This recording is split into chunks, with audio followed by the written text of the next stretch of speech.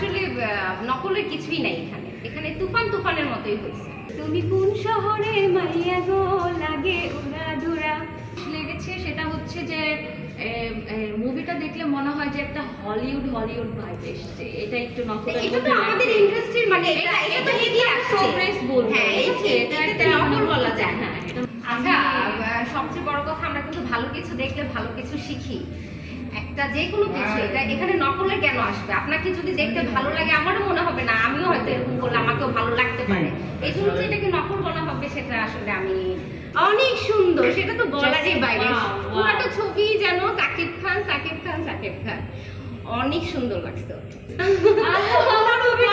বলা যায় না, উনি তো অনেক সিনিয়র অ্যাক্টর, ওনার কথা কি বলবো, মানে অনেক সুন্দর। সবকিছু মিলিয়ে আসলে ছবিটা অনেক সুন্দর হয়েছে। মানে এখানে শুরু থেকে লাস্ট পর্যন্ত সবই যেন আর অনেক টুইস্ট ছিল। এটা মানে এই জন্যই ছবিটা অনেক ভালো লাগছে। মানে এন্টারটেইনমেন্টের মূল জিনিসটাই হচ্ছে টুইস্ট, যেটা শুরু থেকে একদম লাস্ট পর্যন্ত আমরা এসেও এটা টুইস্ট আর সেটা দেখার জন্য মানে আমি কোনো কিছু মানে স্পেসিফিকলি বলতে পারবো না যে মানে এটা সুন্দর বা ওইটা সুন্দর, চঞ্চল চৌধুরী সুন্দর।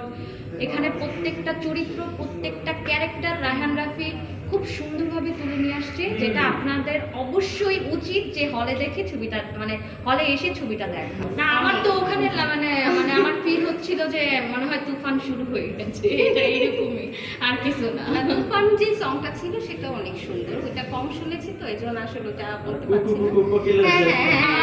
ওইটাও সুন্দর। আর আসলে তুফান নিয়ে একটা মানে গান মানে লাস্টে এন্ডিং সং ছিল তাই না?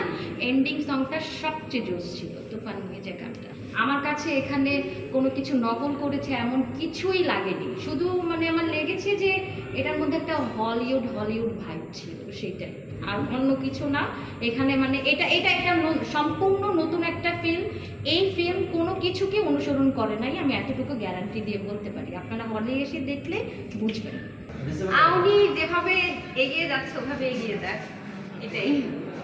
আর হ্যাঁ, রায়হান রাফিকে নিয়ে যেটা থাকছে সেটা হচ্ছে ওনার মানে ডে বাই ডে যে একটা ইমপ্রুভমেন্টের ব্যাপার, সেটা তার এই তুফান মুভিটা দেখলে বোঝা যায়। আর এটা দেখলে আরেকটা কথা বোঝা যায়, বাংলাদেশের চলচ্চিত্র সিনেমা আসলেও এগিয়ে গেছে। তুমি কোন শহরের মাইয়া গো লাগে উড়া দুরা, আসলে ছবিটা অনেক সুন্দর ছিল, খুবই সুন্দর ছিল। সবাই সিনেমা হলে এসে ছবিটা দেখবেন। অনেক সুন্দর হয়েছে আসলে। সাকিব খানের মুভি এর আগে খুব কমই দেখা হয়েছে, প্রিয়তমা দেখেছি।